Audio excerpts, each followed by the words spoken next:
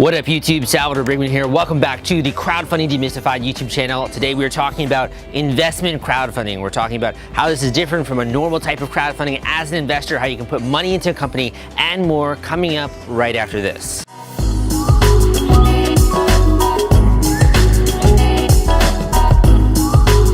All right, so let's talk investment crowdfunding. When it comes to investment crowdfunding, there are two sides to the equation. So on the first side, there are non-accredited investors. Let's do non-accredited investors in red. What is a non-accredited investor? Well, basically, this is going to be most of the people that are listening to this show, most of the people in America, quite frankly. A non-accredited investor is someone who doesn't meet the accreditor investor status. So anyone who falls outside the realm of what I'm about to show you when it comes to an accredited investor. Now, accredited investors basically are high net worth individuals. So high net worth, what do I mean by that? I mean someone who has $200,000 or more in income per year. So $200,000 with the reasonable expectation that you're also going to earn this in the next few years. You know, if you're a couple, I think it's about $300,000 that you need as a joint income. In addition, you need a $1 million net worth. And this is excluding the value of your house. So $200,000 or more, or a $1 million net worth excluding your house. And basically, if you meet these two different things, you then qualify for this accredited investor status. Now, this status is actually kind of different because you'd think if it's required by law being an accredited investor, you have to fill out like some certificate, to maybe mail in an application or something like that. You'd get something in the mail that says, I am an accredited investor, but it actually doesn't work that way. In the majority of funding rounds, the actual person doing the funding round has to verify if the investors actually meet this accredited investor status, or depending on the type of funding that you're doing, the actual investors also might self-certify, it's called, saying that they are an accredited investor. So basically, if you don't fall into this, you don't fall into the $200,000 or more, 1 million net worth, you are then considered a non-accredited investor in the eyes of the SEC. Now, when it comes to investment crowdfunding, why is this important? Because depending on whether you're an accredited investor or not accredited investor, it's going to determine the types of financial raises, the types of crowdfunding that you can participate in. So basically, before I get into that, let me just very quickly say that investment crowdfunding is very similar, like you can think of it as Kickstarter, but for equity. So with Kickstarter, you're raising money for new companies, new startups, new e-commerce ventures, and basically the people are putting in money, they're pledging money, they're becoming backers of this campaign with the expectation they're going to be like pre-ordering this product, basically. That maybe 2 months down the road, 3 months down the road, they're going to get a version of this product in their hands that they can play around with, they can show off to friends and family.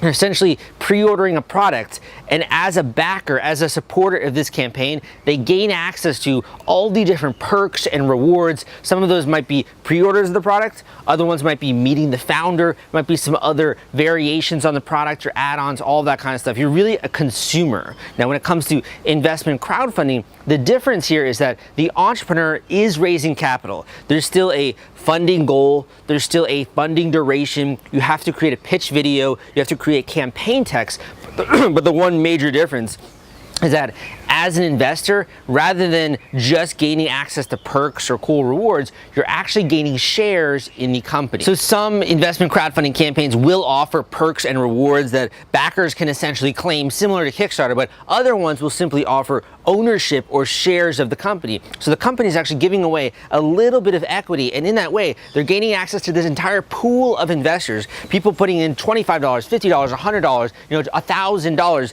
nothing like a large angel round that's like 50K, one investor writing one check for 50K or like 100K. People are basically putting in lots and lots and lots of small amounts of money into this campaign and becoming investors and evangelists for that equity crowdfunding product or that equity crowdfunding company. So let's first talk about non-accredited investors. So the regulations that should come to mind when it comes to non-accredited investors are what's called Regulation CF, also known as Regulation Crowdfunding, also known as Title III of the Jobs Act.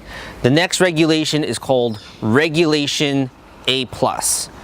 So these are the two regulations that enable investors, non-accredited investors, to actually participate in investment crowdfunding. And when you're doing one of these raises under Regulation Crowdfunding or Regulation A+, typically the entrepreneur can raise under Regulation A+ upwards of $50 million, and Regulation Crowdfunding about $1 million in a 12-month period. Now, why is that important to you as an investor? Because depending on the type of platform that you're looking at or the website that you're looking at, certain websites might offer Regulation Crowdfunding campaigns or Regulation A+ campaigns.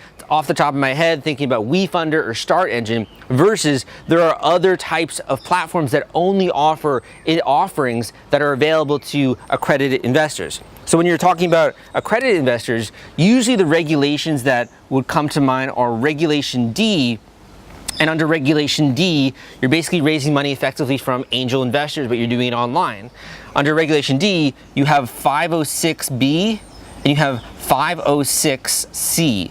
Different securities laws. So depending on which securities laws you go with, you could do general solicitation or not general solicitation. The investors might have to self-certify, or you as the founder or the person doing the funding round might have to actually verify that everyone meets that accredited investor status. So it's going to vary here.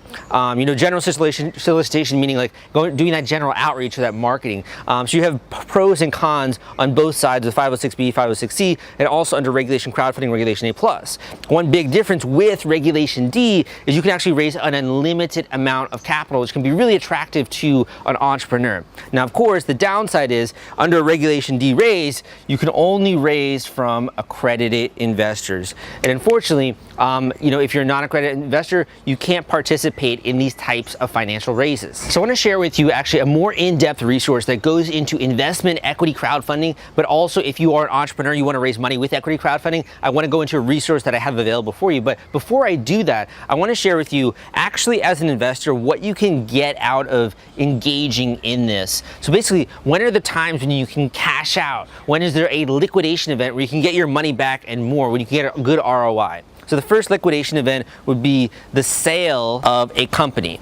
So a company is acquired by a larger company, maybe they're for their technology, maybe for their human resources, maybe because they solved the problem really well, doesn't really matter. When there's a sale of a company, you will then be able to cash out on your investment.